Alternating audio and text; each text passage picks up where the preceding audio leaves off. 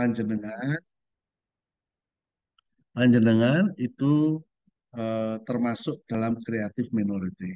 Tetapi kalau panjenengan akan melakukan kegiatan CD di dalam kelompoknya sendiri, ya di kampungnya sendiri, di kelompok-kelompok olahraga, kelompok itu sendiri, yaitu berarti apa asosiasi masyarakat.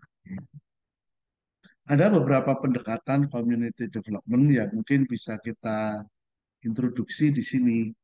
Nanti kita eh, kalau di aplikasinya bisa dicoba.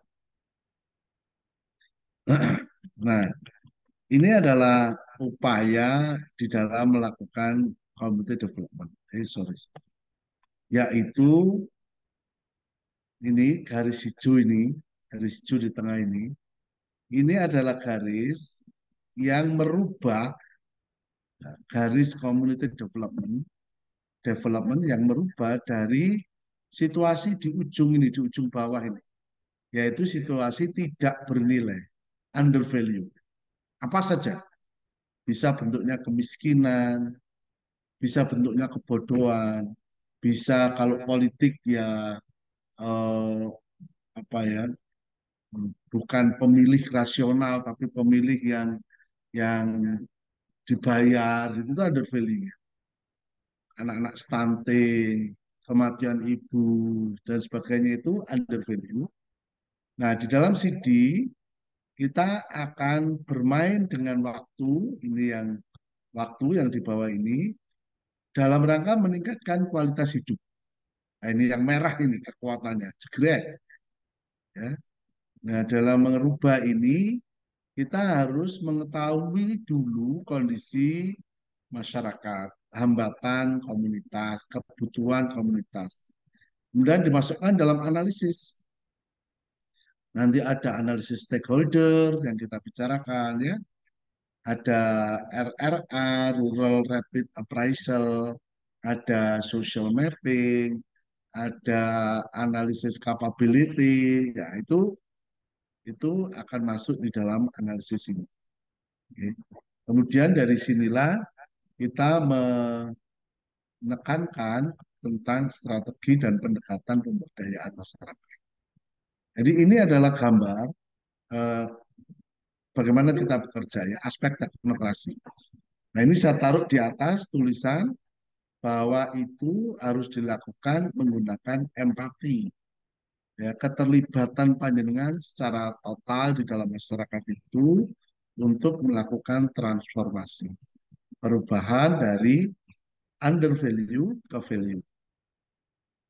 Tapi di sini ini ada apa ya? Ada lingkungan-lingkungan, kondisi-kondisi yang akan mempengaruhi.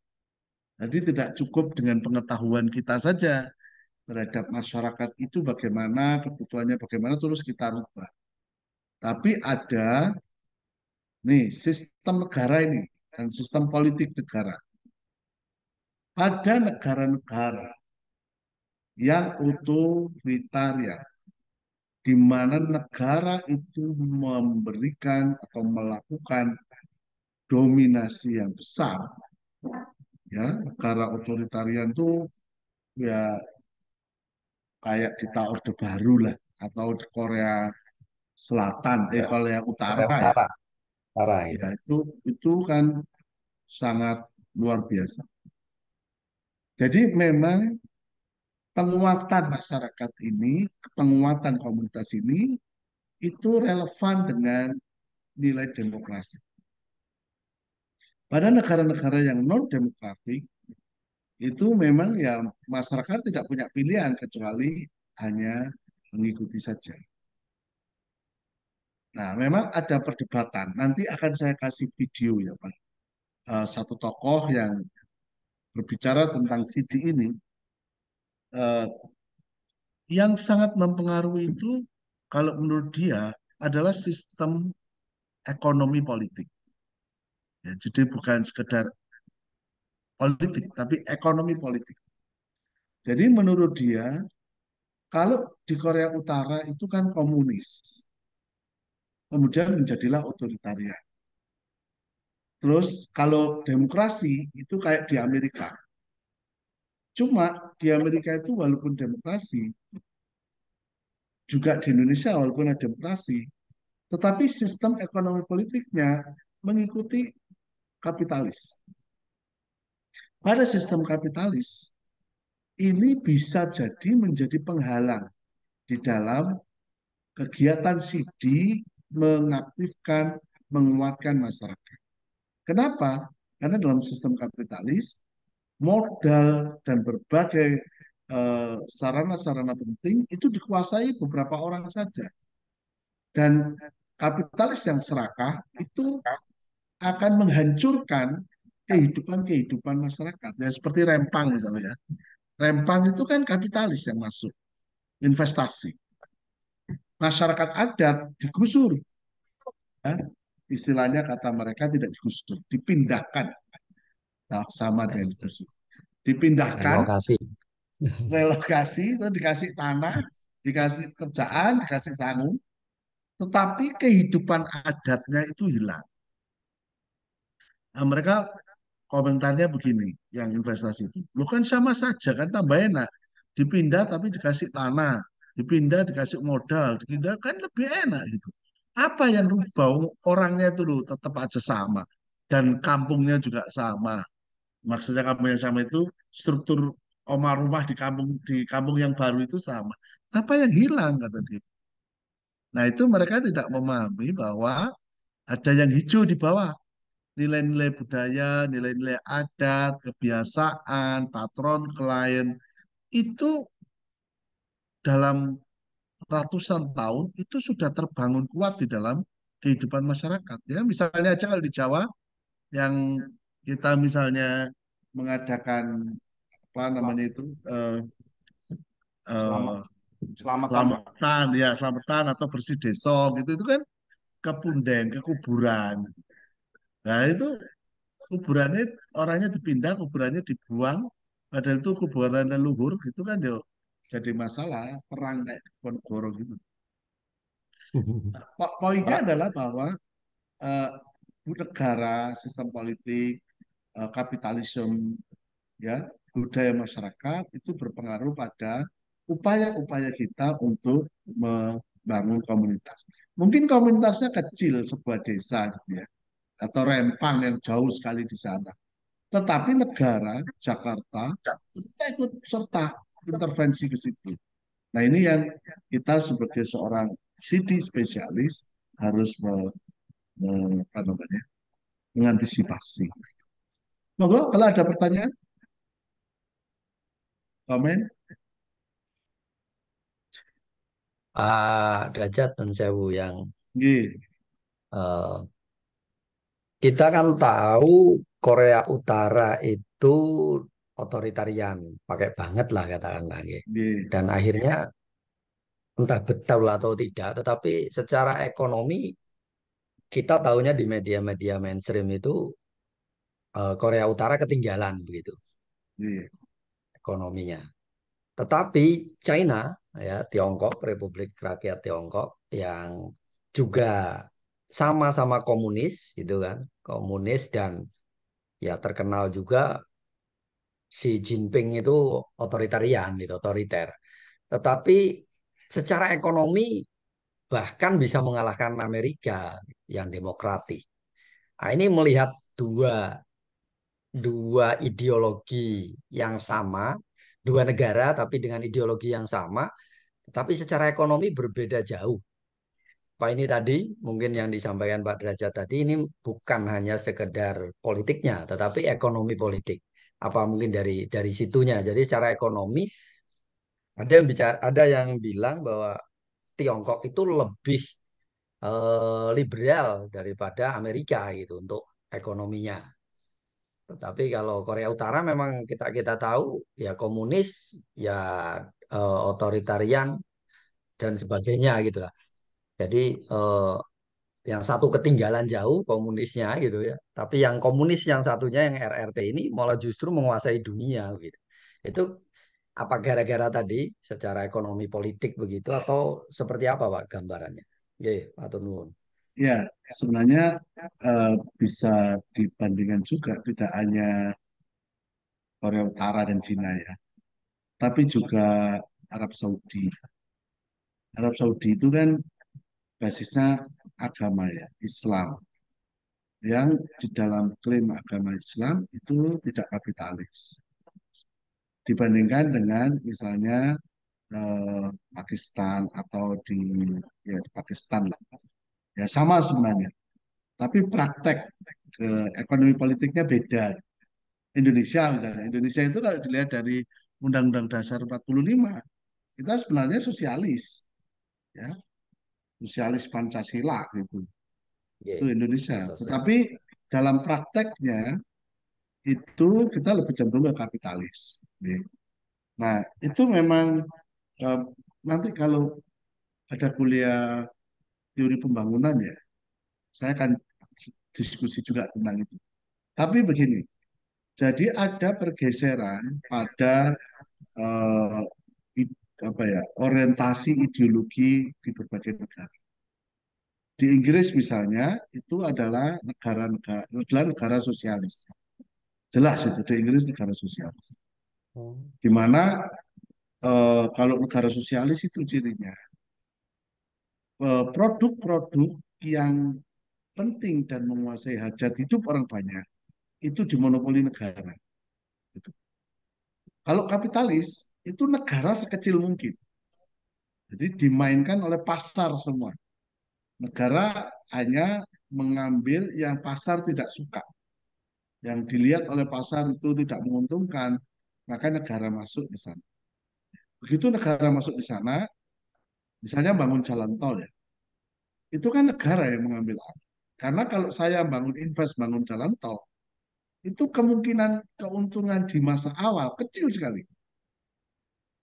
Sehingga bangun jalan tol itu cenderung pemerintah, infrastruktur utama. Tetapi karena pemerintah menginvestasikan, berarti kan di jalan tol itu sebelum mulai sudah ada duitnya. Nah, swasta masuk, gitu.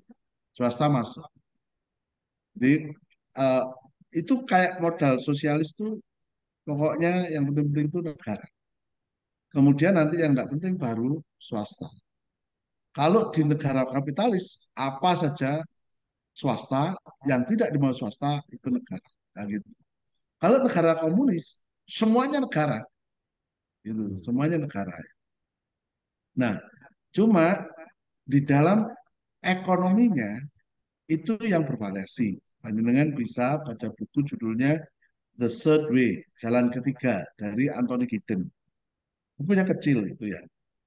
Dan Anthony Giddens itu menyampaikan ke Perdana Menteri Inggris, Tony Blair, waktu zamannya Tony Blair. Itu dia katakan, sekarang Anda tidak bisa berhenti pada ideologi Anda untuk urusan ekonomi Anda. Jadi, Anda harus kombinasikan fakta yang ada sekarang, data yang ada sekarang, ekonomi yang paling kompetitif dan punya kekuatan membangkitkan kesejahteraan itu kapitalis. Sudah itu tidak bisa dipungkiri, ya kapitalislah yang sekarang itu walaupun kita benci, walaupun kita tidak suka atau kita seperti Marx ya Karl Marx, tapi faktanya kapitalis tetap tetap eksis, tetap kuat, tetap menguasai. Nah, oleh karena itu mereka menyarankan buatlah jalan ketiga. Jalan ketiga itu ideologimu apa saja dalam politik silahkan dipakai, tetapi untuk dalam negeri. Gitu. Sedangkan untuk luar negeri kita harus main sesuai dengan permainan yang ada di luar negeri. Apa? Sekarang kapitalis, ya. Hmm. Maka seperti Inggris itu menggabungkan sosialis dan kapitalis. Kapitalis untuk dodolan, begitu dapat untung, pemanfaatannya sosialis. Ya. Jadi dia lebih banyak menjamin kehidupan dan kesejahteraan masyarakat. Di Cina juga begitu. Keluarnya komunis, ke dalamnya komunis, ya dia dalam Hmm. dalam politik masyarakat di dalam dia komunis. Tapi keluar dia kapitalis. Disubsidi itu perusahaan-perusahaan sehingga dia menekan harganya. Begitu keluar, dia punya competitiveness harga murah. Buruh murah itu menekan ke dalamnya pakai komunis. Kalau menekan ke dalamnya pakai kapitalis, ya barang-barang Cina tetap mahal. Dan Ya. faktanya barang Cina itu murah banget dan dia bisa kompetitif di luar tuh kemampuannya utamanya pada murah dan variatif, bukan pada kualitas sebenarnya. Ya, ya ada yang kualitas ya, tapi kecenderungannya sebenarnya yang beredar itu ya murah dan variatif itu. Istilahnya competitive advantage gitu. Hmm. Sampai negara di kalau kalau Bapak Ibu umroh atau haji ya, itu kan di negara Islam banget. Itu di sana produk-produk karpet, produk sajadah itu made in China. Mainan-mainannya ya made in China. Ini gimana sih? Kok bisa dikuasai komunis di negara-negara agama itu loh. Faktanya gitu ya. Ya. Jadi, ngatan Pak, sekarang ada kombinasi antara kebijakan politik ekonomi dalam negeri dan di luar. Dan kapitalis memang menjadi pilihan yang oke. Nanti di dalam videonya Jim Ivey itu panjenengan bisa melihat ini ancaman untuk komunitas itu apa. Ya, Jim Ivey itu sangat sangat memikirkan bagaimana kalau komunitas ini berkurang jumlahnya dan kualitasnya bahkan punah. Ini harus dipertahankan. Nah, dicari sebab-sebab kenapa rusaknya komunitas itu. Nah, itulah baru dia ketemukan salah satunya kapitalis. Oke, nanti saya kasihkan. Ngaten, Pak Malik. Eh, siap Bapak. Matur Oke, nuwun pencerahan. ada satu contoh yang menarik untuk CD ini, yaitu merubah dari yang tidak bernilai ke bernilai. Ya. Dari sesuatu yang dihindari orang, tidak disukai orang, dibenci orang, menjadi sesuatu yang dicari-cari orang, dikejar-kejar orang. Ya. Nah, contohnya ini. Ini contohnya. Yaitu sampah. Dahulu, sebelum Mas Gamal ini orang yang di atas ketemu Putin, barang ketemu Charles itu dulu sampah itu dibenci orang. Ya, bahkan kalau ada sampah dijauhkan sejauh-jauhnya dari rumahnya. Pegangnya jijik dan ditutup hidungnya itu. Itu menunjukkan ada sesuatu yang under value dalam masyarakat. Nilainya rendah, bahkan non value, tidak bernilai. Itu. Nah, Mas Gamal ini punya ide, punya gagasan untuk dibuatnya bank sampah. Dan waktu itu gagasan ini betul-betul baru, ya, sehingga dia dipanggil oleh Charles dan sebagainya itu, di mana masyarakat yang dulu menghindar dari sampah, dibuang, tidak diurusi, hanya diambil oleh para pemulung, dan pemulung pun juga dilarang masuk itu. Pemulung dan pengemis dilarang masuk ke gang ini kan ada ya. Sekarang sampah itu dicari sendiri oleh ibu-ibu, dikumpulkan. Bahkan kalau sampahnya sudah dikumpulkan di tas kresek, tiba-tiba pagi-pagi sudah hilang karena sama bapaknya dibuang ke tong sampah itu. Wah, bapaknya dimarahi. Bapak gak ngerti sampah ini bernilai sangat luar biasa kan. Jadi barang yang dulu tidak berharga menjadi berharga, ada pendekatannya, ada intervensinya. Apa intervensinya? Bank sampah. Di mana dengan bank sampah itu, sampah-sampah yang berserakan diseleksi, kemudian dikirim ke bank sampah. Yang dulu sampah itu dibuang, sekarang menghasilkan uang. Ya, sampah itu menghasilkan uang. Nah, itu yang dicari. Bagaimana merubah yang tidak bernilai uang sama sekali karena dibuang menjadi tetap dibuang yang bernilai uang. Itu inovasi di dalam community development yang luar biasa. Bapak Ibu diminta untuk buat disertasi menemukan hal-hal yang seperti ini. Ayo cari apa? Ada teman kita, kakak kelas panjenengan yang cukup, menurut saya cukup berhasil ya. Dia membuat disertasinya itu membuat apa namanya, eh, perusahaan milik petani. Jadi dia membuat, jadi petani itu kan lahannya kecil-kecil. Karena lahannya kecil-kecil, itu tidak sebanding dengan biaya produksi. Ya, saya sudah pernah riset dan mencoba invest di situ itu memang betul. Tidak akan untung petani itu dan tidak akan bisa besar. Kecuali petani yang memang petani besar ya. Tapi kalau petani rakyat, komunitas itu kecil. Nah, itu beliau itu membuat di dalam disertasi ini. Itu kan ada salah angkatan pertama. Dalam disertasinya membuat bagaimana agar petani yang tanahnya kecil-kecil. Tanah kecil itu kan membuat mereka tidak bisa pinjam bank untuk usaha ya. Karena terlalu kecil tidak bisa dijaminkan. Dan beresiko dijaminkan nanti kalau diambil bank, terus makan pakai apa mereka waktu itu, subsisten. Ya untuk kerja ya untuk makan. Nah, eh, terus oleh peneliti ini itu dibuatlah perusahaan milik petani, di mana petani-petani satu desa itu dikumpulkan menjadi satu, terus dilakukan kesepakatan bahwa mereka itu terkumpul dalam satu perusahaan dengan investasi saham berupa lahan dan hasil pertaniannya itu diinvestasikan di situ. Terus ini ada pengelolanya, perusahaan ini ada pengelolanya, dan perusahaan inilah yang menjual keluar dan mensupport ke dalam petani itu, dikasih apa pupuk, pendidikan, pelatihan, lama. Gitu. Tapi karena jumlahnya besar, maka asetnya besar, asetnya besar, dan hasil tanamnya dikumpulkan di situ, sehingga penjualannya pun bisa dalam skala besar, gitu. Nah, ternyata itu kemudian menarik untuk bank, untuk kantor koperasi, ya, kantor koperasi pemerintah itu menarik. Diinvestlah mereka akhirnya.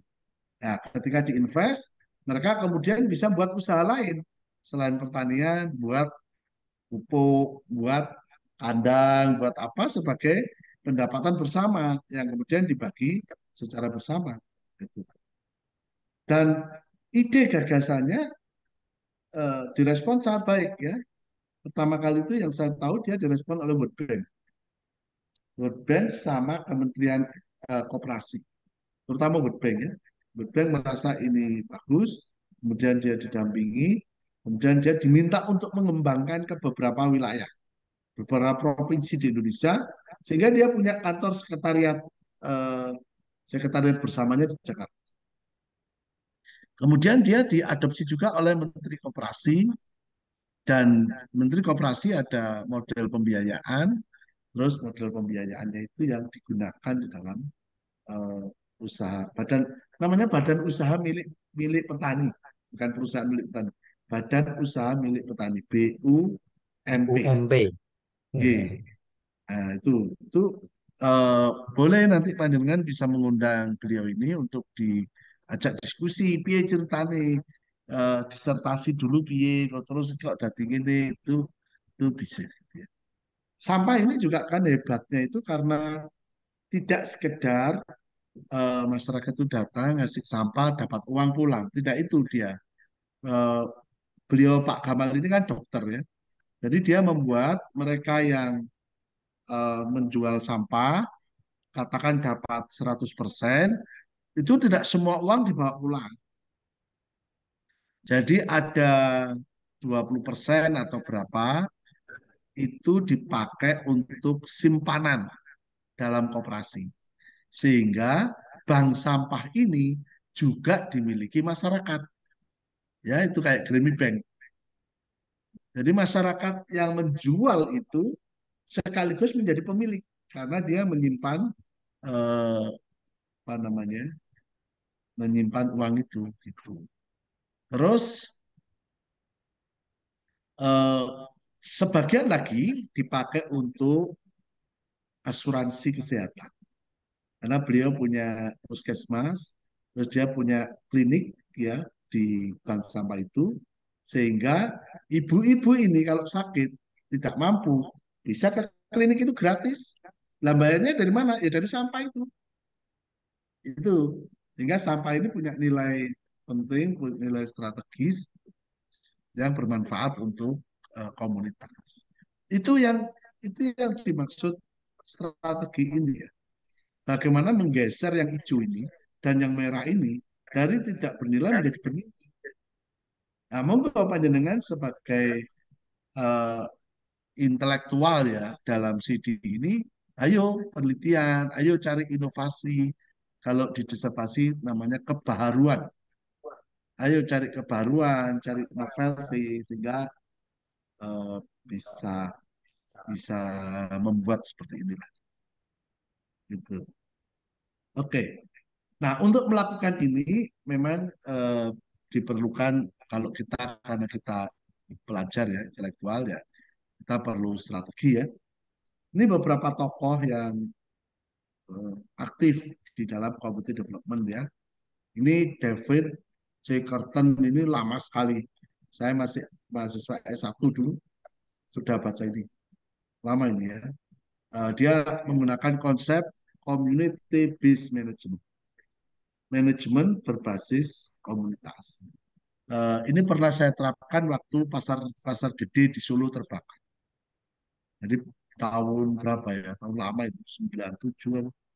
Jadi pasar gede itu terbakar, saya masuk ke sana ya dengan mahasiswa, dengan dosen. Nah, di situ pemerintah juga masuk. Jegrek.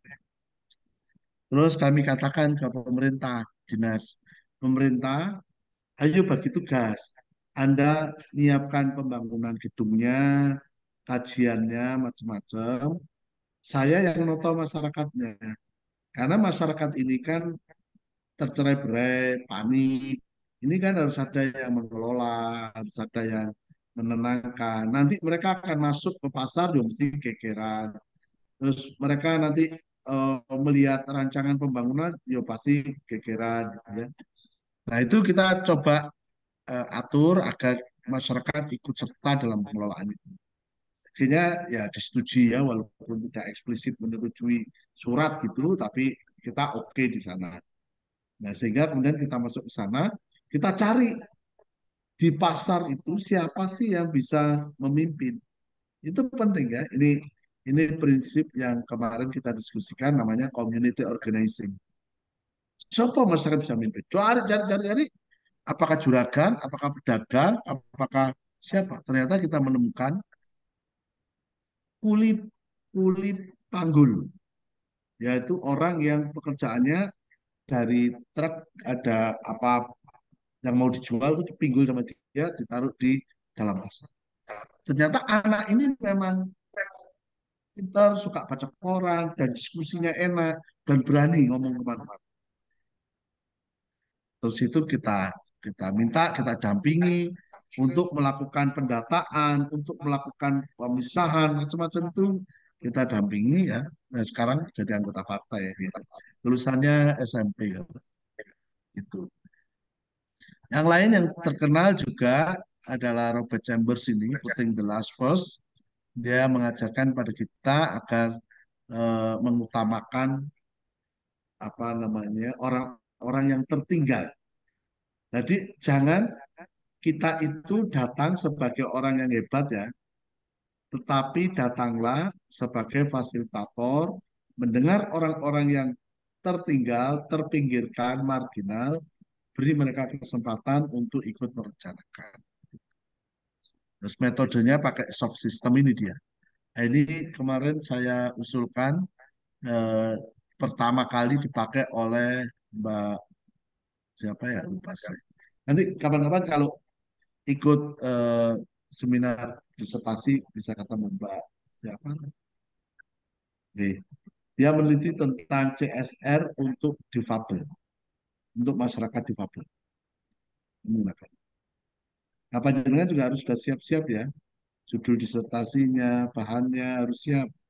Jangan menunggu selesai kuliah kelamaan. Sejak sekarang sudah siap. Kalau perlu diskusi didiskusikan gitu ya. Terutama pengumpulan jurnal ya. Fast viewer yang dipakai, mengumpulkan jurnal dulu, usahakan bisa dapat 100 jurnal, nanti diseleksi sampai 60. Jadi jangan larut dengan kuliah. Kuliah ini dianggap sampingan aja. Kuliah ini mesti lulus, Ustaz, tenang saja. Dan lulusnya anak S3 itu kan tidak boleh ada C. Ya, diharapkan itu A, minimal amin gitu kalau S3. Jadi tenang aja dengan kuliah. Pokoknya masuk.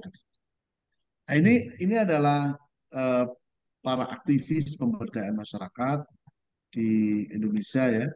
Ini Adin, ini Indonesia dan yang lain. Ini Mansur Fakih, beliau orang Jogja yang sangat kritis, ya, sangat baik. Mungkin panjenengan di sini sudah ada yang akrab dengan beliau, tapi beliau sudah seto ya. Romo Mangun juga aktivis kali Code, ya. Pak Prof. Mubiarto, ini UGM dengan ekonomi Pancasila itu. Terus, nah ini yang nanti akan kita bicarakan itu Jim Ivy nih, yang sebelah kanan Oh, ungu ini, Jim Ivy. oh ini Oke. orangnya Pak ya.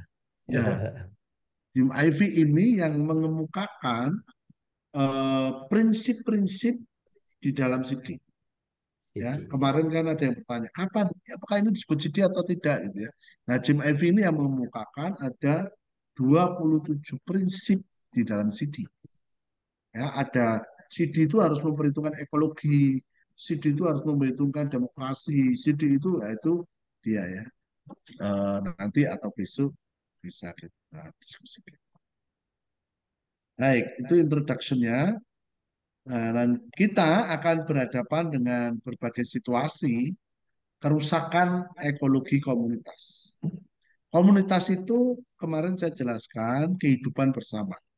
Ya, jadi orang merasa punya saudara, orang merasa punya teman, orang merasa punya tetangga, ada masalah diselesaikan bareng-bareng, gitu ya. Ada rumah rusak ya bangun bareng-bareng, gitu ya.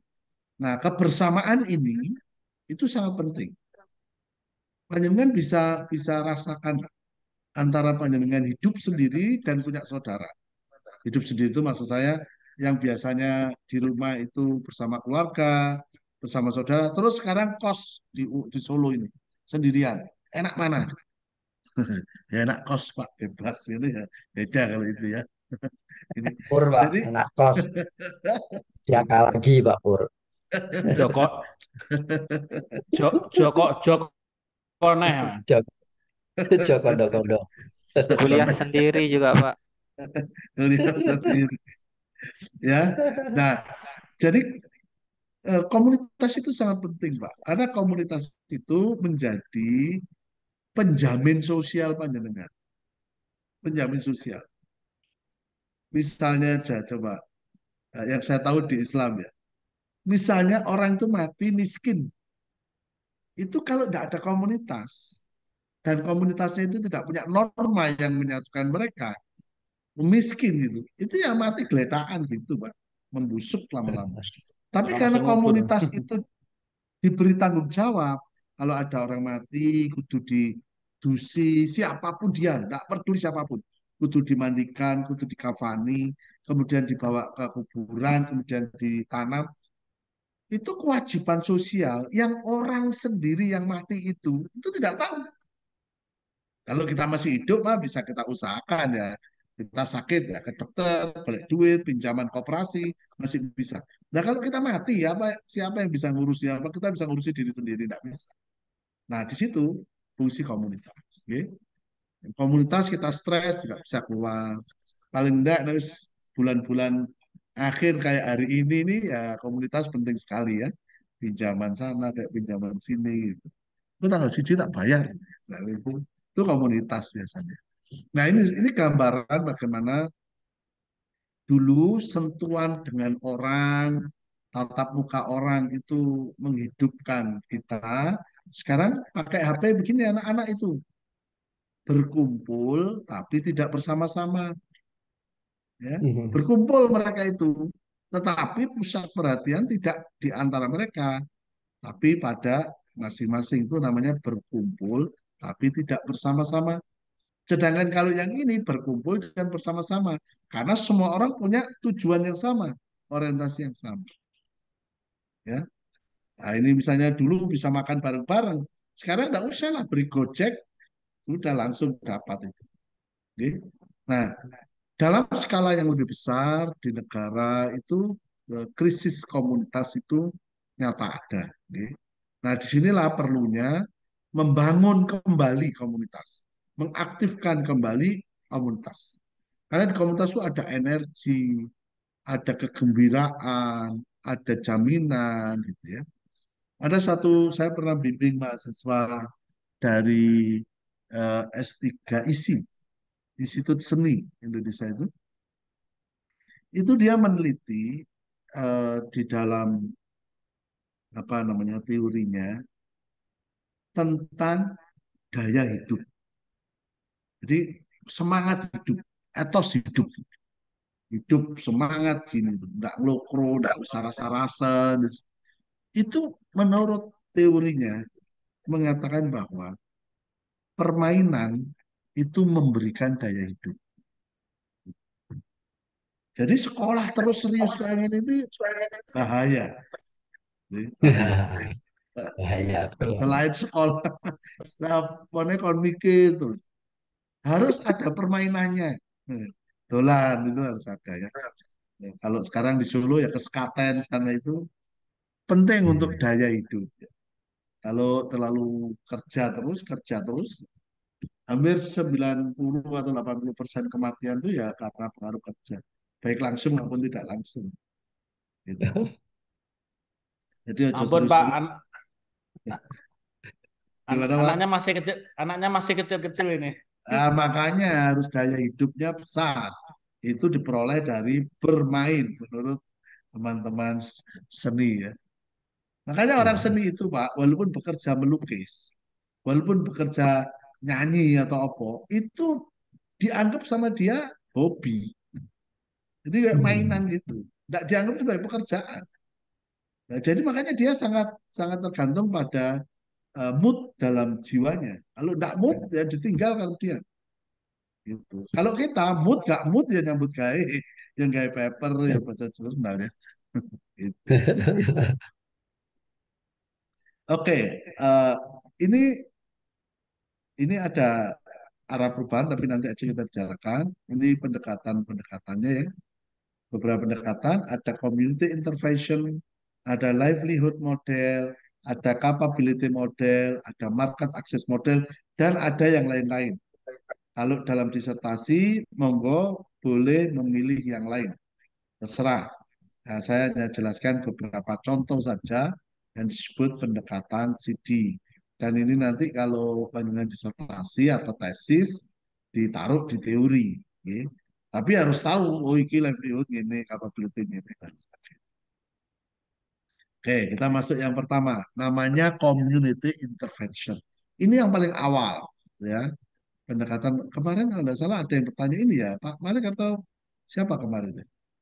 Nah, di dalam community intervention itu eh, intinya adalah bagaimana kita di spesialis itu melakukan intervensi ke dalam masyarakat, merubahnya sedemikian rupa sehingga masyarakat itu eh, hidup menjadi lebih baik, lebih sejahtera. Di dalam community intervention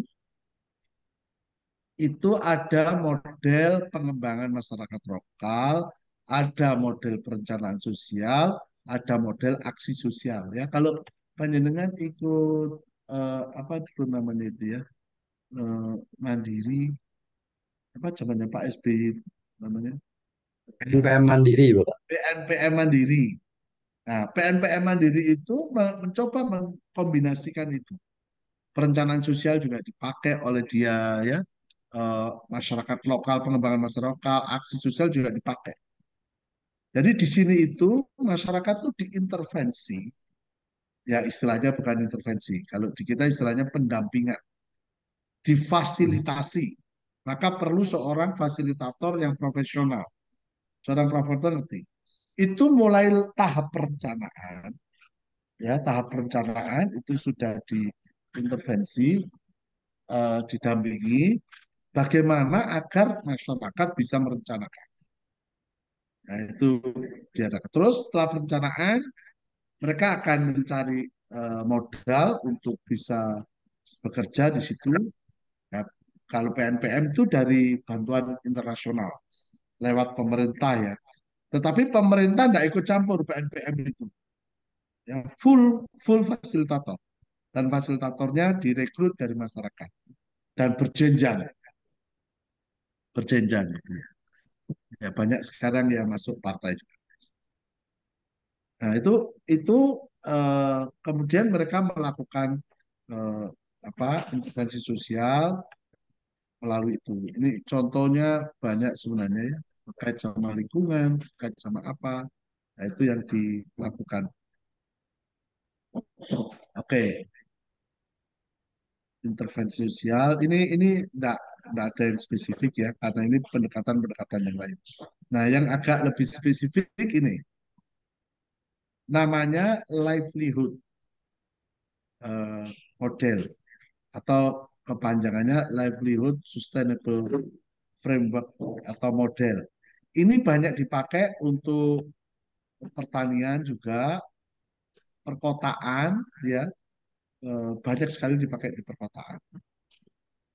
Prinsip dari livelihood model itu adalah asumsi ketika masuk pada masyarakat itu yang dilihat adalah vulnerability atau tingkat kerentanan masyarakat atas perubahan yang terjadi. Gitu. Jadi kalau ada perubahan-perubahan, ada kondisi, itu rentan atau tidak. Nah ini yang keperubahan itu sebelah kiri ya, itu bisa terjadi karena shock. Shock itu perubahan yang tiba-tiba, bencana alam yang langsung terjadi, tsunami di Aceh dulu, di Palu, ya sliding ya, longsor tanah, itu shock tiba-tiba. Atau tren, ya tren atau musiman.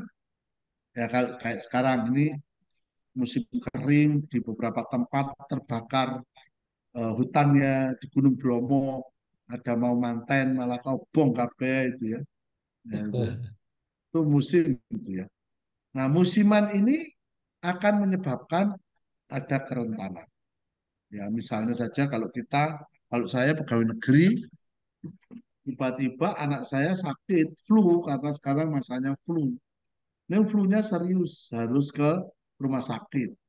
Rumah sakitnya tidak bisa pakai BPJS, harus swasta. Keluar-keluar bayar 15 juta. Waduh, saya pergi ke koperasi itu, jelas di koperasi. Itu artinya saya itu rentan. Saya itu rentan. Jadi walaupun sehari-hari saya itu mapan, kelas menengah ya saya ini. Tapi begitu kena terpaan yang agak besar, jeder, saya jatuh ke bawah. Ya, saya pinjam dan sebagainya. Itu kerentanan. Nah, yang dijaga oleh livelihood model adalah jangan sampai tingkat kerentanan ini menjadi sangat tinggi sehingga ada apa-apa anjlok, ada apa-apa anjlok. Biar caranya supaya tidak rentan itu yang menjadi penekanan pada livelihood. Caranya adalah di dalam skema berpikir livelihood ya di gambar ini itu panjenengan identifikasi dulu kerentanannya. Kenapa dia? Oh, musiman.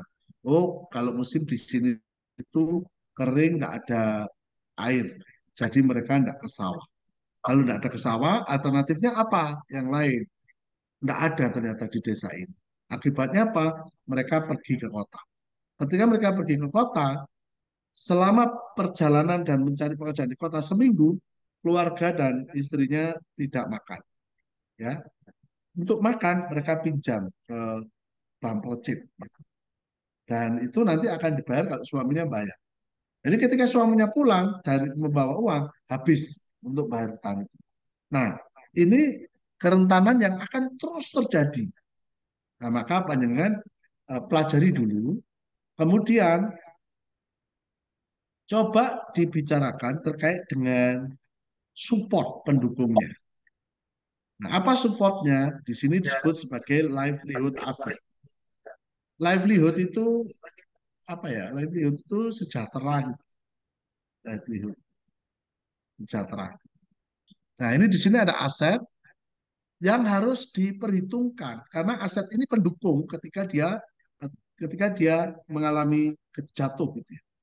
Misalnya kalau saya punya tabungan di bank, ketika kondisi anak saya tadi sakit masuk rumah sakit bayar 15 juta, saya tidak perlu pinjam-pinjam. Saya cukup mengambil uang saya di bank, beres, gitu kan.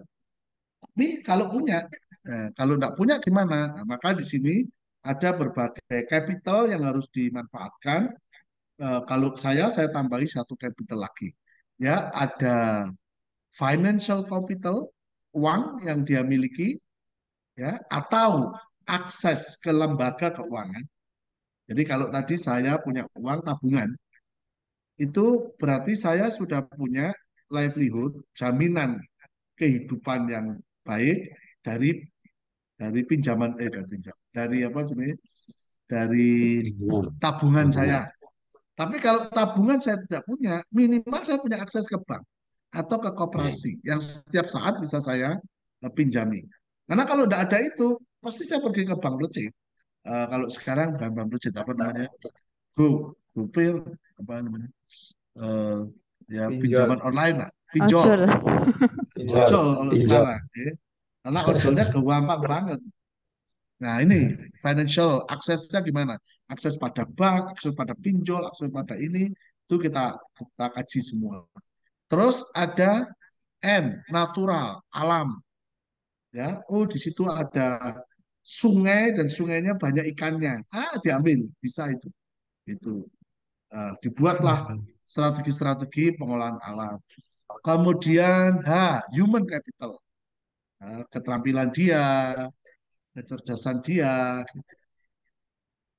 Kemudian ada social capital dan ada physical capital. Ya. Nah, sebenarnya kalau di saya itu kita pakai pendekatannya Borju ya. Modalnya itu yang penting satu social capital. Social capital itu adalah kedekatan, jaringan kedekatan dengan orang lain yang secara fungsional mendukung. Jadi walaupun kita dekat, tapi kita kalau tidak secara fungsional mendukung, itu tidak ada social capital. Ya panjenengan dengan saya kenal, oh ya itu dosenku itu dulu gitu. Tapi ya kita hanya bertemu di kelas ini, setelah itu selesai. Itu kita tidak punya social capital, Pak. Tidak punya. Walaupun kita ketemu. Gitu. Kita itu baru punya social capital kalau panjenengan kemudian ada kolaborasi dengan saya yang secara fungsional berguna. Kolaborasi itu bisa saja diskusi, bisa saja buat proposal, bisa saja ada kegiatan bersama. Pak, Pak, kita jadi proyek Pak, buat proposal mengajukan kemana? Oh iya, iya, wah, kita terus gitu. Atau Pak, saya mau eh, kerjasama dengan UNS ini.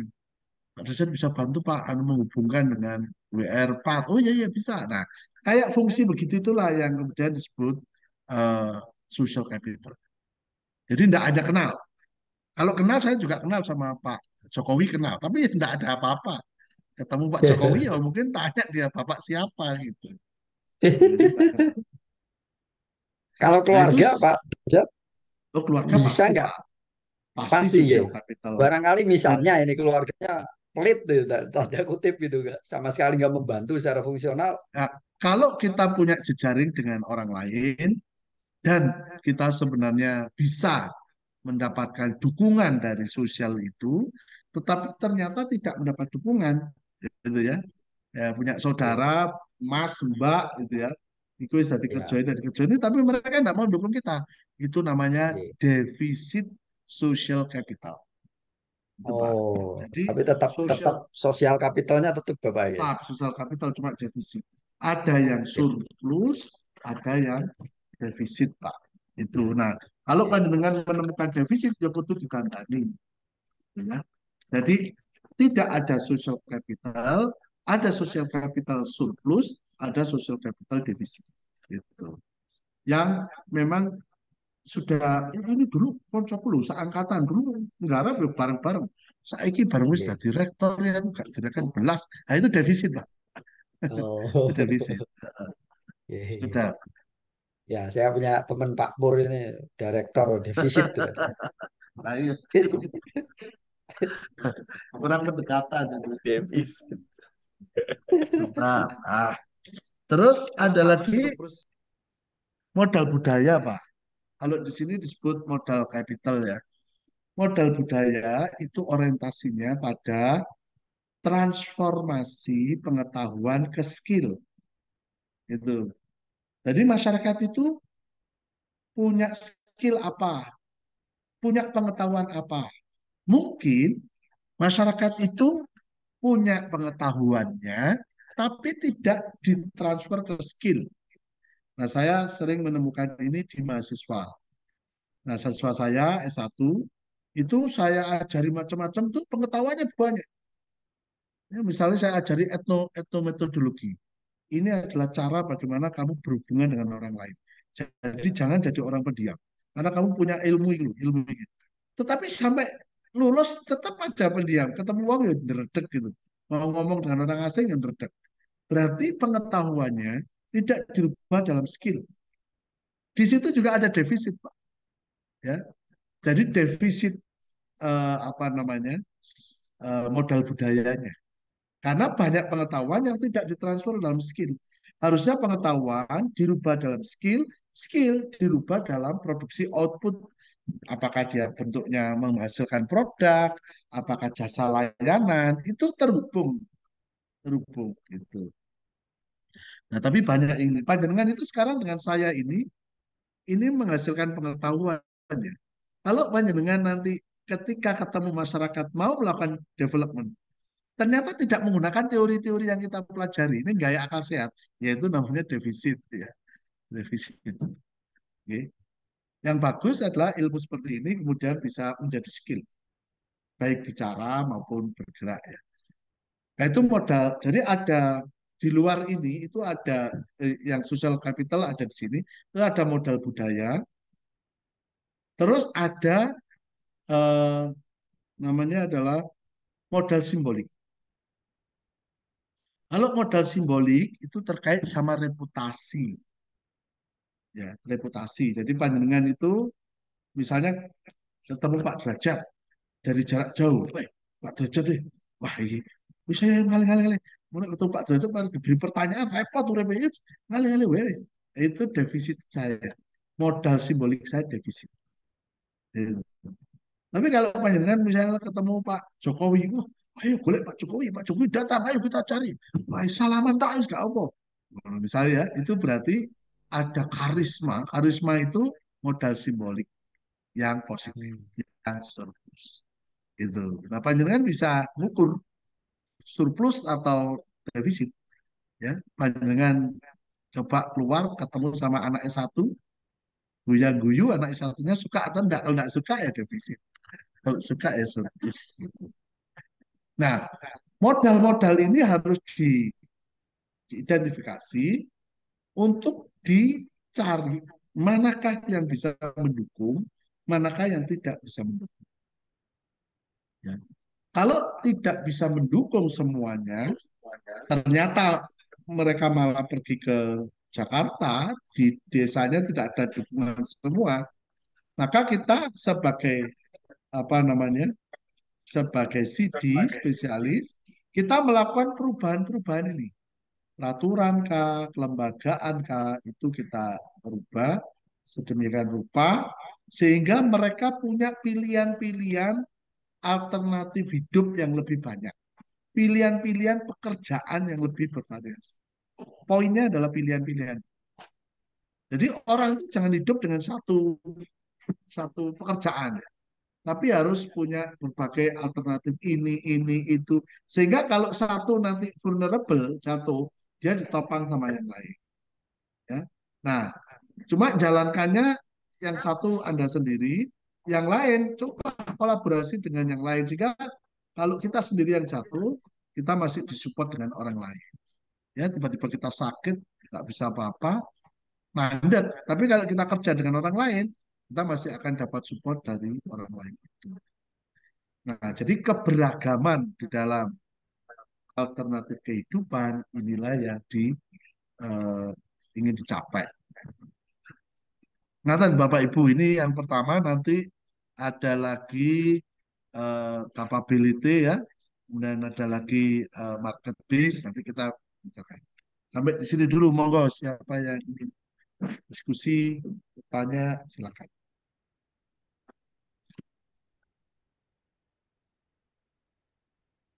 Saya Pak Derajat. Iya, silakan, Pak. Tadi Edit ya. Pak Derajat sempat nyinggung tentang petani kecil ya atau petani rakyat gitu ya. Nah, kemarin sempat saya ke Sumatera Selatan, Pak, terus ngelihat fenomena petani rakyat itu yang kurang lebih hanya memiliki luas lahan itu di bawah 2 hektar kalau nggak salah ya. Mm-mm. Nah, jika dikontekstualkan dengan sustainable livelihood approach atau framework tadi, itu kerentanannya itu masuk ke mana ya Pak ya?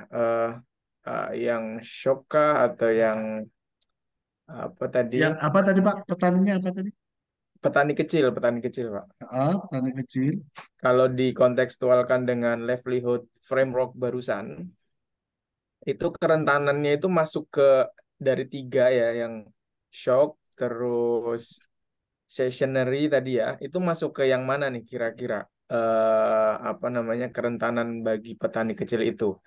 Dan kalaupun nanti ada atau kita mau mengintervensi, nah kira-kira modal-modal yang mungkin ada atau pengalaman dari Pak Derajat nih kira-kira yang bisa dieksplor tuh yang mana gitu ya Pak. Karena kan jatuhnya kalau kalau aset pun sebenarnya mereka nggak punya banyak aset gitu Pak Derajat. Kurang lebih ingin konfirmasinya seperti itu.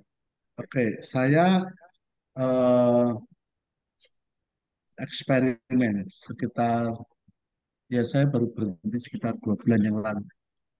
Jadi saya belajar ya. Ya niatnya sebenarnya tidak sekedar belajar, Ning ya apa mencoba untuk membuka usaha baru sambil belajar, sambil membantu membuka usaha baru itu. Nah, saya menyewa satu lahan besar, kemudian saya ambil satu petani yang mengelola itu, semua saya biayai, mulai pupuk, mulai tanam, bahkan ngerakkan karyawannya itu, tenaga buruhnya, semua saya biayai, Pak. Dengan perhitungan saya, ketika support sistem itu ada, jadi gini, petani itu dulu miskin, Pak. Petani itu dulu eh, dia itu tidak punya tanah, jadi dia petani penggarap. Kalau setiap tahun dia akan kerjasama dengan petani pemilik. Jadi petani pemilik itu ngasihkan lahannya untuk digarap. Terus dia menggarap ini tidak menyewa. Tetapi pupuknya, bibitnya, semprotnya, semua petani penggarap ini yang beli sendiri. Itu. Nah, apa yang dilakukan petani ini? Kan dia miskin, dia tidak mungkin lah dia membeli segala macam itu. Dia sebagai penggarap itu kemudian berhubungan dengan bank tani, ya namanya bank tani. Bank tani itu memberikan modal untuk dia membeli pupuk dan sebagainya itu ya. Tetapi tidak langsung uang dikasihkan ke petani. Uangnya dikasihkan ke toko saprodi. Jadi toko saprodi itu yang mensuplai di sini. Itu dari pinjaman di bank tani itu. Nah, toko saprodi itu karena ditanggung oleh bank, maka dia harus ikut membayar bunga bank. Sehingga harga di saprodi itu sudah dinaikkan. Yang punya selisih sedemikian rupa sehingga bunga bank itu bisa terpenuhi. Gitu. Ya, tentu yang membayar adalah petani itu, gitu Pak.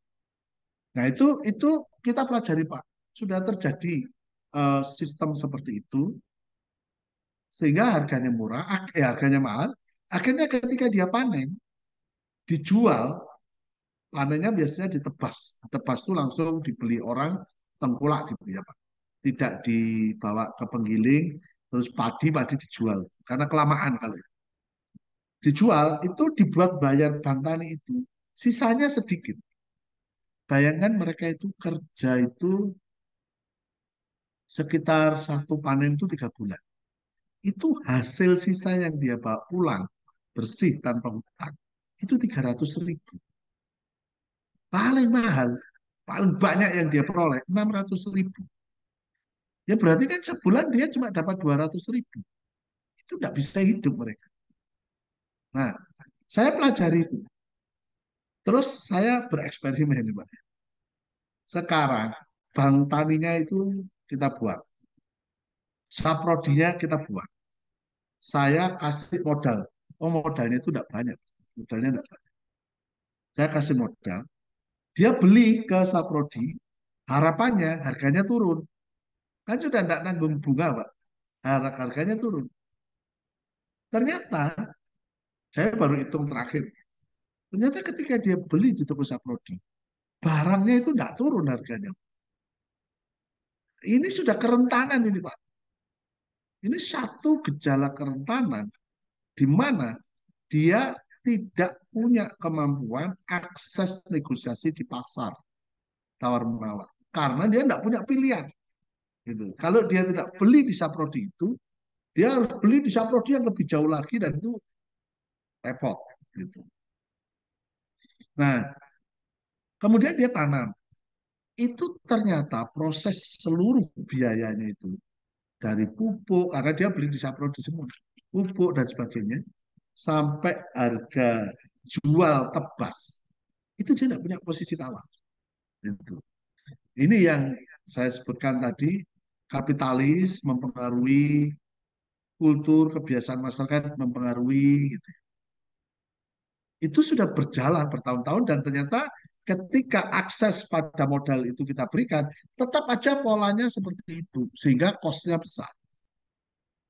Nah, hasil akhirnya, ujung-ujungnya, saya tidak dapat untung apa-apa. Kenapa? Karena sisa 300-500 itu, saya berikan ke petani itu untuk apa namanya, untuk hidup dia, untuk gaji dia. Nah, berarti kan social capital nggak ada gunanya ini. Social capitalnya nggak berhasil, defisit. Gitu. Nah, terus gimana? Ya, saya juga masih mencari. Kalau Bapak mau mau riset ke desa itu, saya temani nanti ke sana ya. Saya juga nggak tahu itu gimana caranya. Saya coba yang kedua. Coba yang kedua, saya nggak mau padi karena terlalu complicated kalau padi itu ya. Tahapannya terlalu banyak, ke sini warung itu. Diganti buah, Pak. Diganti buah semangka. Itu kan nggak terlalu complicated. Ternyata juga sama di ujung-ujungnya harga jual semangka itu sangat tidak relevan dengan harga operasi penjualannya itu. Yaitu karena tergantung lagi pada semprot, pada hama, pada jadi Saprodi dan bank itu di sana telah mengendalikan atau bahasa lainnya telah memonopoli pasar dan suplai segala macam kebutuhan untuk usaha di sana. Sulit sekali mereka mengendalikannya. Ya, belum lagi ditambah dengan itu penghijauan yang cukup kuat di sana itu penghijauan. Saya sudah pernah nyoba, Pak, minta sama mereka itu. Piye kalau ini padi tidak diijol, kita bawa sendiri aja ke Seleb. Seleb itu tempat penggilingan tuh, Pak. Ke Seleb, nanti ada beras kita jual. Dicoba itu, Pak. Ternyata rugi juga. Karena ternyata biaya untuk mengambil padi, membawa ke Seleb, dari Seleb dijual lagi ke pasar, ya kemana ini belinya. Itu karena pasarnya kan tidak bisa dijual di pasar desa itu, Pak. Kan tidak ada orang yang mau ya. Mesti harus ke pasar agak ke kota sana. Waktu itu saya bawa ke Surabaya. Itu ternyata biaya ngangkut, biaya apa itu ya besar ternyata. Gitu. Kalau skalanya kecil, tetap tidak bisa. Tapi kalau saya beli skala besar, mungkin masih masih ada untungnya lah. Ya. Yang paling untung itu seleb itu, Pak. Yang paling untung itu penggilingan tadi. Karena dia dapat sebagian dari beras harganya, kemudian sampahnya itu yang apa namanya hasil selebnya itu, kulitnya itu kan juga bisa jadi produk yang dia juga jual. Bisa jadi detik, Pak, ya. Kenapa? Katul. Bisa jadi Ah ya, katul, bekatul itu untuk makanan pakan ayam. Ya, bebek buat pakan macam-macam itu. ayam. Nah, jadi memang ini masyarakat ini petani itu sudah tingkat kerentanannya sudah kronis parah. Ya, terkait karena luas lahannya yang terbatas, sistem budidaya tanamannya yang padat padat karya sehingga biayanya cukup besar dan itu tadi saprodi sudah dimainkan kapitalis pasar, selebnya, terutama market yang mereka tidak bisa. Jadi andekan ya menurut saya Bulog aja yang datang di situ. Bulog datang ke situ, jadi kayak bank pasar itu loh Pak. Ini namanya Ya. sekarang bank padi. Terus orang padinya, petaninya jual bentuknya padi, apa? Bentuknya sudah beras ke Bulog, tapi Bulognya yang datang. Itu dia tidak harus menanggung biaya transport. Tapi karena Bulognya jauh di sana dan Bulognya tidak langsung beli ke petani ya, nah itu yang jadi masalah. Itu. Jadi jadi itu kerentanannya luar biasa. Itu sudah tidak lagi musiman itu dan sudah tidak lagi shock ya. Karena tidak ada shock di sana. Shock itu kan kalau mendadak ya, Pak. Bencana alam. Sudah ada shock di sana, itu rutin. Dan ini bukan musiman, bukan terjadi pada musim kemarau aja. Musim hujan pun zamannya padi juga begitu, kemarau buah juga begitu. Karena itu tadi sistem ekonomi pasar. Nah, orang-orang seperti ini, masyarakat seperti ini itu perlu disupport. Nah, disertasi Bapak Ibu diharapkan bisa menghidupkan mereka. Itu rumah mereka itu di pinggir sungai. Sungainya itu sudah longsor. Sudah satu rumah jejeran mereka itu sudah ambiar ke bawah. Dan pemerintah juga belum turun untuk membuat pelaksanaan dan sebagainya. Itu. Nah, saya ya terus berusaha untuk gimana. Tapi saya sedang mencari strateginya. Gimana ya caranya? Gitu. Jadi sekompleks itu ya Pak Derajat ya. Iya Jadi Pak. Kalau setiap masuk sendi, masyarakat, setiap ini ya, setiap apa bahasanya, setiap tahapan di pertanian itu berimplikasi ke hasil akhirnya itu. betul, betul Pak. Iya. Nah itu kalau kita menggunakan pendekatan ini, ya dilihat dulu petaninya, dianalisis akses-aksesnya itu, social capitalnya bagaimana, skillnya bagaimana, dan sebagainya itu, termasuk akses ke pasar, nah baru kita merancang. Tapi sekali merancang, dua kali merancang, saya sebenarnya menerapkan sustainability approach ini pada mereka, tapi tidak berhasil. Ya, saya juga cari apa yang tidak berhasil. Karena mungkin saya potong, Pak. Itu kan akses ke bank saya potong. Ya. Terus akses ke tengkulak saya potong. Karena itu beras langsung saya beli dari mereka. Terus selepan, terus beras, beras itu saya bawa ke kota. Itu kan saya potong semua. Ya, ya. Pikiran saya itu penyebab dari shocknya mereka, jatuh vulnerability-nya mereka itu. Tapi ternyata ketika saya bawa sendiri, biaya secara keseluruhannya ya lebih besar lagi. Sama saja ujung-ujungnya ya nggak dapat untung. Gitu. Oke, oke. Ya, Pak Derajat, matur nuwun. Ya, bentar, Bapak Ibu, ini saya masukkan di chat ya, ada di chat. Ini video kuliahnya Jim Ivy. Jim Ivy itu orang Australia. Kuliahnya Jim Ivy bicara tentang apa namanya CD dan bicara tentang masalah-masalah yang dihadapi. Dia juga membicarakan tentang kesombongan, keserakahan manusia yang merusak alam. Ya, ini disebut sebagai apa istilahnya dia itu eh, apa ya namanya? Hmm, Antroposentris. Ya, nanti panjenengan bisa melihat itu ya, untuk bisa belajar dari Ivy. Nah, sekarang saya cukupkan tatap mukanya. Panjenengan berkelompok satu kelompok 3 orang atau 2 orang, monggo. Ini berapa orang ya? Ini 18 orang. Eh, 16. mungkin bisa 16 ya. Iya. 16 mungkin bisa ya, 4 atau 5 juga 17 enggak nggak? apa-apa lah. 5-5 17 juga Pak. enggak apa-apa 17 lah. sama Mas Arif ya yang S2 ya. G. Hmm. 5-5 yang lain 6 enggak apa-apa. Untuk bareng-bareng nonton itu, meresumnya kira-kira gagasan pikirannya apa yang terkait sama community development itu, terus melakukan komen, kritik, komentar gitu ya. Nah, nanti minggu depan saya minta presentasi untuk menyampaikan. Nggak usah lama-lama, 10 paling lama, satu kelompok 15 menit lah. Kalau 15 menit, 4 kelompok kan bisa 1 jam selesai. Dibuatkan PPT-nya. Itu nggih? Baik Pak Derajat, terima Baik. kasih. Monggo di Persani ini masih ada waktunya, tidak banyak, bareng-bareng untuk kemudian didiskusikan. Matur nuwun, sampai ketemu lagi, sukses selalu. Oke. Terima kasih Pak Terima Derajat. kasih Pak Sama-sama. Derajat. Matur nuwun. Sehat-sehat.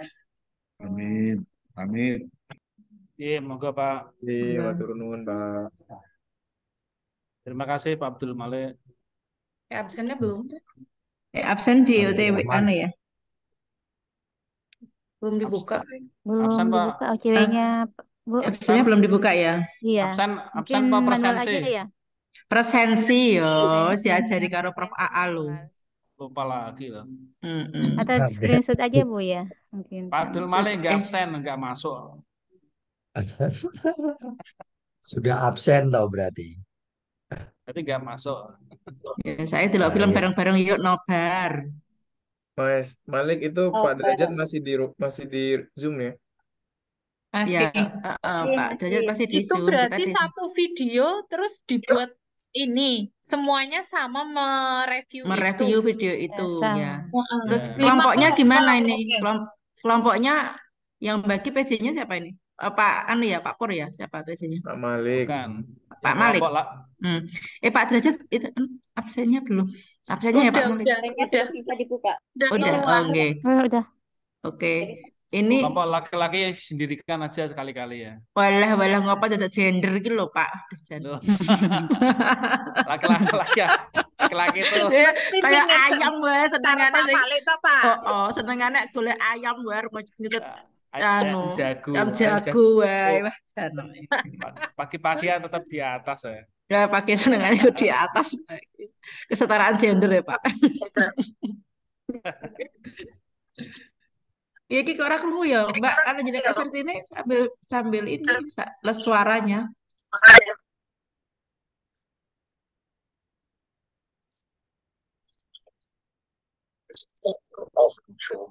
Oh iya. Pak Malik sambil menerjemahkan. Roaming kok. Absennya udah bisa belum, Bu?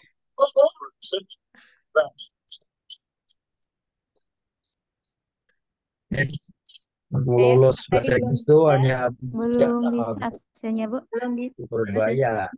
Belum bisa presensi. Belum Absen belum bisa, lupa kali. Saya Mau dibuat manual. Kalau dibuat manual tuh presensinya tuh nggak dibaca Mbak Desi. Dia bacanya 1 bulan kemudian. Kena dibaca.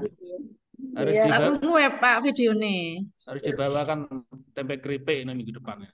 Ketoknya kok. Iya. Aku pengen itu loh kemarin yang jajanan C. Kata temannya Mbak Vika itu loh yang di pasar gede yang di atas itu loh. Yang katanya enak itu. Mana? Oh itu, nggih. Makanya apa kita ke sana kulineran. Iya. Oke, toh. Hmm. Nanti yang nggak masuk biar kuliner online onlinean. Ini saya ngopi Pak.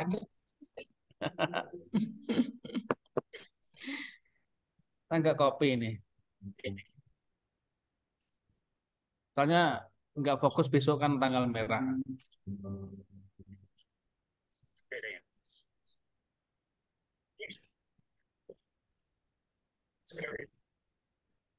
Translatein, Pak. Assalamualaikum, Abdurrahman.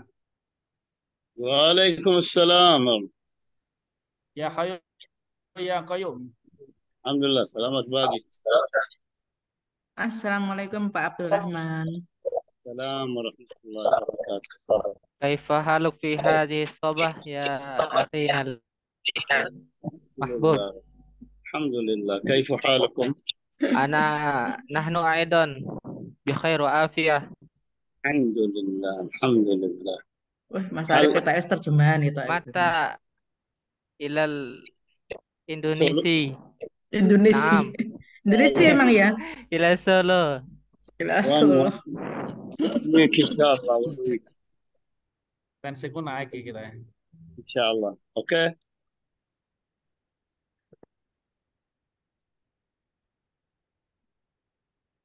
Ini videonya nggak kedengaran. Pak Malik di Baca Pak aja. Malik. Tak kasih subtitle. Ya, sisaan karena bahasa Indonesia nih. Ini yang bisa menerjemahkan hanya Budian dan Bu Nurbaya yang lulus Nggak bahasa ada Inggrisnya. subtitle bahasa Indonesia, Pak Malik. Sorry. Iso. Untuk genre Isa Bisa, dua, gitu. dua sekalian subtitlenya Inggris sama Indonesia. Ya terus Pak, Itu auto auto translate. translate ya. Auto itu boleh. Indonesianya mana? Pak Malik kok putus-putus suaranya ya? Si Pak Abdurrahman iki sing suruh mengartikan gitu. Oh iya ini Pak Abdurrahman. Tambah bahasa Arab ini berarti. Abdurrahman. Mati itu apa kuwi ya Allah. Gimana bahasa apa ki mbak ya sing genah. Waduh, Sampai gini. waduh. Aduh. Ya, Ya wis Wah, kuliah momen nang kampus pas saiki. karo Pak Malik engko dhewe nyontoh Nang ini, Pak. omah ngono takon Iya. bojone. Bahasa Jogja. Indonesia. Indonesia. Sip. Indonesia. Yes, sip. Kelompokku Nah. siapa ya? Bu Elvita. Iya, ini kelompoknya pembagiannya gimana pripun Pak Abdul Malik? Dia mau Kelompok, pembagian kelompok ya. Ya, mau dibikin sekarang kok. Berani. Apa mau dibikin sekarang? Suara Pak Malik kok putus-putus ya. Di copy Iya, Pak Pak Malik. Kayak Mbak Citra Sudah. kemarin. Pak Malik di copy ya, dan kayak mie. Nah, kamu bikin kelompoknya aja ya.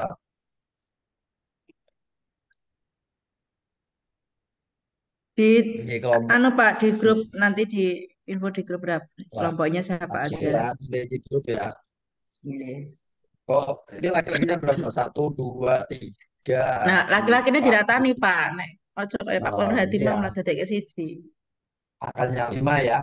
5 dibagi kelompok 3. Oh, berarti 2, 2, 1. Empat, empat atau 5 tuh. Nek 4 ngono kan pas 4 kelompok ya, tambah satunya ada yang 5, misalnya Mas Arif ikut kelompok saya gitu misalnya. Oh, dibagi 3. Jadi, Oh 3, jadinya 3. Jadi Oh 3 aja. satunya Jadi berarti 6 ya wes 3. 3 kelompok. 3 kelompok. Dan 17 berarti kan 5, 6. Tadi nyuruhnya 4 kelompok Pak Derajat katanya tadi Pak. 15 menit selama sejam tadi. Itu Pak Almutani biar presentasi sendiri besok. Enggak lah. Ojo ngeteh-ngeteh ini gue kasih makat malah repot. Malah rasi ini. Oh. Masih tetap tanggal 1 atau 2 Mr. Almutani.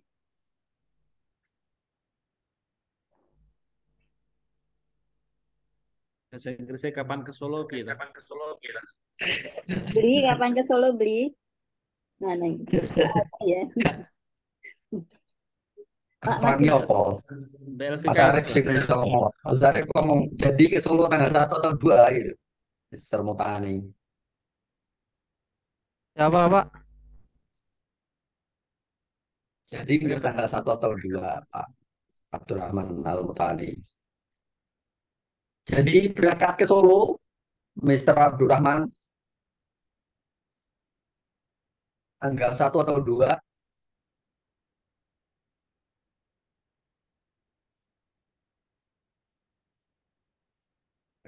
Agak susah ya. Mas Arif Budiman itu loh yang komunikasi pakai bahasa Yunani. Mata tazahab ila Solo ya, Asih. akhi.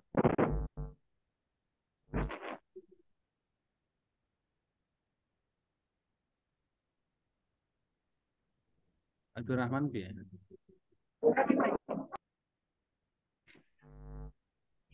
Mana Pak Abdurrahman ini? Pak Pak Abdurrahman. Oh, Pak tinggal Nahnu 16. Tinggal 16. Tinggal 15 gitu. Ini ada. Nah, kesulitan komunikasi parah nih Pak Arif. Kalau Mbak Dian tuh kayaknya sibuk banget ya. Lagi di mana tuh? Mbak Dian. Kemana perempuan tuh pergi? Oh, nggak ada suaranya. Gak ada suaranya. Notis. Pak Malik nggak kedinginan itu di laut. Assalamualaikum Pak Abdurrahman. Waalaikumsalam. في Oh, صوت di sana. اوكي Oh, itu udah. اوكي الو Iya mau. يا مستر عبد الملك الو Halo, Malik. يا Mama, اوكي Kak. Jadi ke Solo tanggal 1 atau 2. Jadi يا kan ان شاء الله 1 week ان شاء الله 1 week. Oh, 1 يا week. ان شاء الله Berarti nggak اوكي nggak jadi tanggal 1 atau 2 ya. Minggu Nahnu lagi. يا nantaziruk ya akhi. نعم Nahnu nantaziruka. ان شاء الله بارك الله فيك ان شاء الله شكرا terima kasih Naam, يا sama-sama. هل Apa? تعرف عربي Jadi ngomong apa? Bingung. Al-Lughatul Arabiyah. عربي هل تعرف العربي Qalilan. قليلا جيد Naam, qalilan. ممتاز بارك الله فيك Tahlilan Pak katanya Pak. Kalau ada tahlilan tuh di sana? Yasinan juga itu. Oh, ada yasinan. Qalilan, Bu, Kolil, qalilan. Oh, qalilan itu kolil, apa? kolil. Oh, tak kira di Arab ada Sedikit. Sidik, tahlilan. Sedikit-sedikit. tipis-tipis. Oh, sedikit-sedikit. Little-little. Pak Almutani saya tambah pusing ini. Oke, tak bagi Karena di grup ya ininya ya. Langsung tak tulis aja biar nggak usah iya pakai gitu Microsoft aja. Word. Wes langsung tulis tak ketik aja di WA Ketik itu manual aja ya. 1123 gitu aja. Ada Wes tulis. grupnya ya, Bu? Iya. Nggak ada grup. Masukin lah. Iya kasiannya nggak masuk grupnya. Aduh, ada negara kuliah itu yang Kata Pak pengembangan Derajat Abdul tadi kalau Malik. sendiri itu Iya, masuk ke di grup kuliah aja yang ini Mas Arif ya dimasukin aja, Bu. minoritas Kasihan, Bu. banget ya. Dimasukin aku Enak ya dia lulus langsung dapat dokter deh. nomornya. Ini kok ada Harti ini kakak saya juga.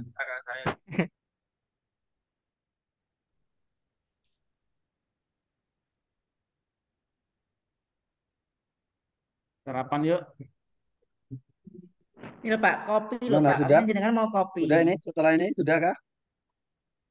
Udah. Ini diakhiri aja nanti rekaman YouTube-nya banyak diemnya. Oh, jadi tadi rekamannya dia tadi aja.